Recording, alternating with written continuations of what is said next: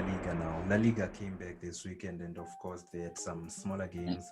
Watched some of them, but I don't think they're good enough to make our show. We have to talk about the big boys who haven't started yet. They're starting next weekend. I just wanted, let's do a quick preview prediction thing. Who do you think is going to take La Liga? I think it's Real Madrid, no doubt. No doubt whatsoever. I mean, we look at Barcelona, what's going on in the club. Before we even get to the football, what's going on in the club? I see no way. I think Atletico might even beat them this season. I don't think they're not good. Okay, and then we come onto the field. You look at the balance of Barcelona. It's off. It's really, really, really off. That back line seems like anything can go through it. Even that midfield, still, I mean, going forward, I mean, there'll always be Barcelona. I don't think they'll ever have problems going forward like that because they have one man. They've managed to keep him in chains for another season. So, so I think they'll be all right. But yeah, I think Real Madrid will run away with it. And I think they'll do it convincingly this season. Especially if they can get Hazard back to being Hazard.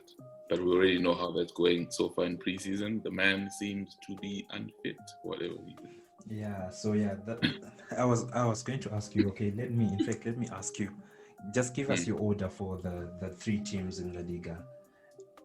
Real Madrid. Yes. Atletico Madrid. Barcelona.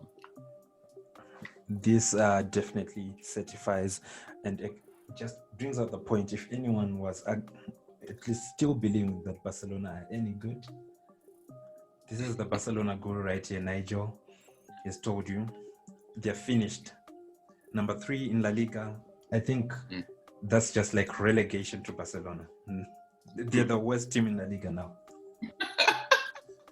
Okay, yeah. So now looking at this Barcelona team that's really struggling, looking really poor, I want you to give us something that they could obviously do if to have any chance to win the La Liga this season. What do they have to do? I think it starts off, obviously we can talk about the board and whatever issues they have going on up there. But even if you look at how they recruit and the type of players they recruit, I've always asked this about Barcelona, I always why? What's going on? Right now they're in the market to go get Memphis to pay. Why do you need Memphis to pay?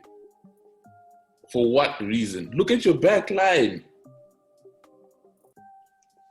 There's nothing there. There's nothing, absolutely nothing there. And you're in the market for that guy.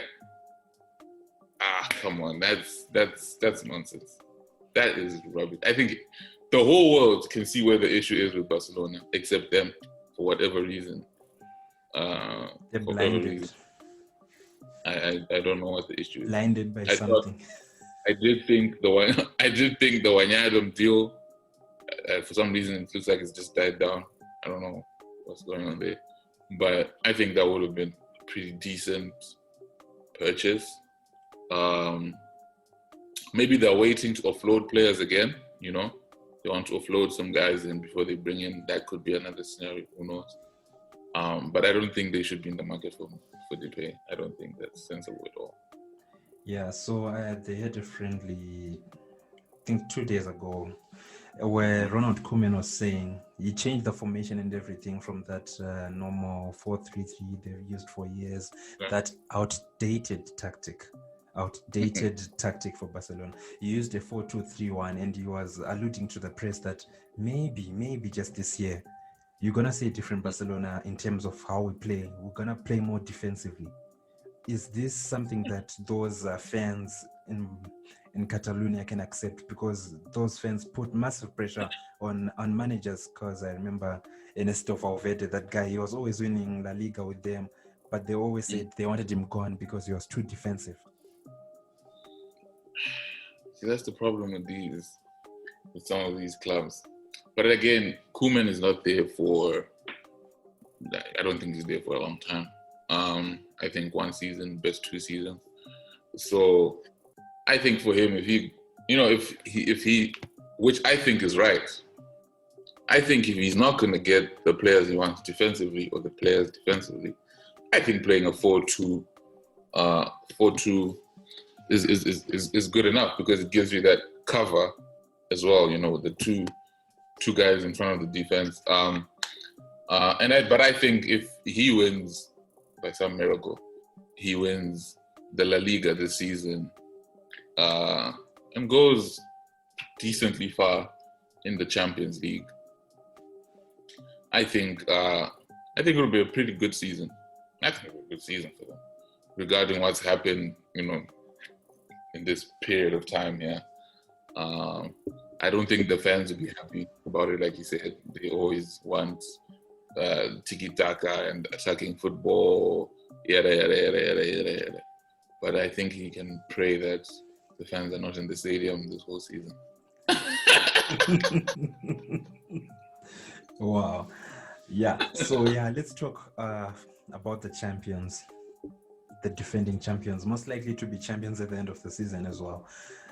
Are they going to improve, all those young kids, Vinicius, Rodrigo, all that stuff, and Eden Hazard, who's looking very, very much useless, getting more and more useless by the day?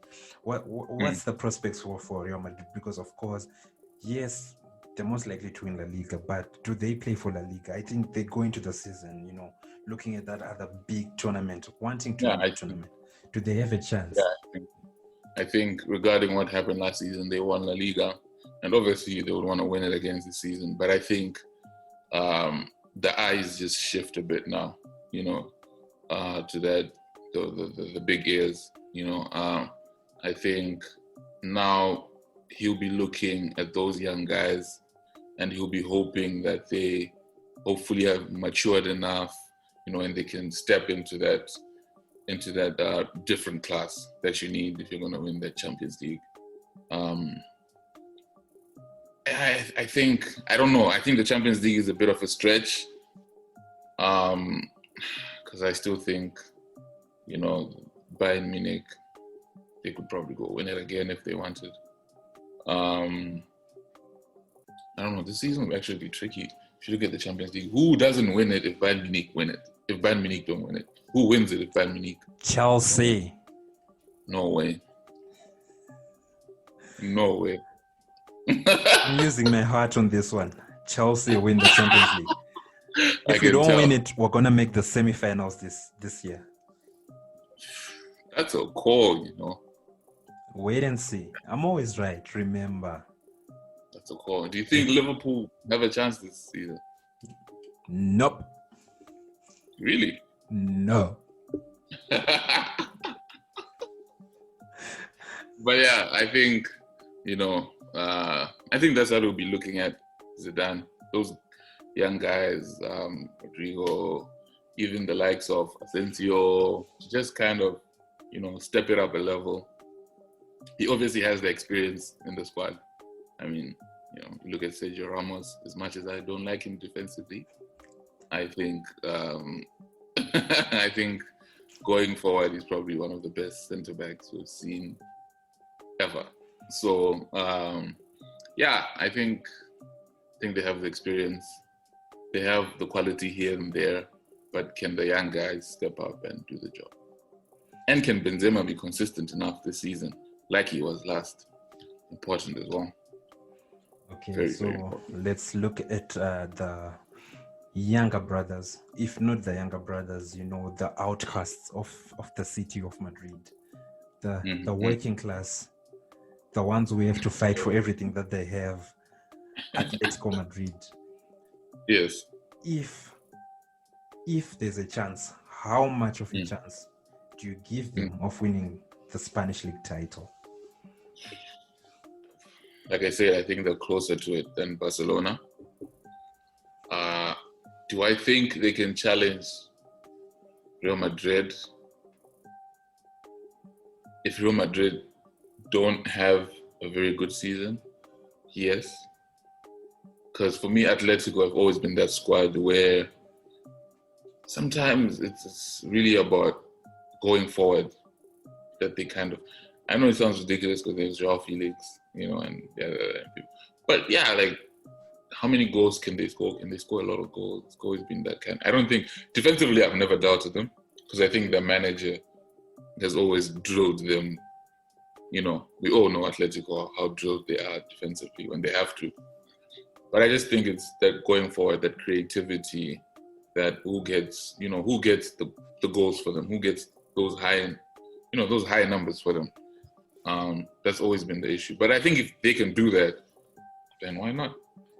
But yeah, as you said, going forward has been a problem for Atletico in recent times.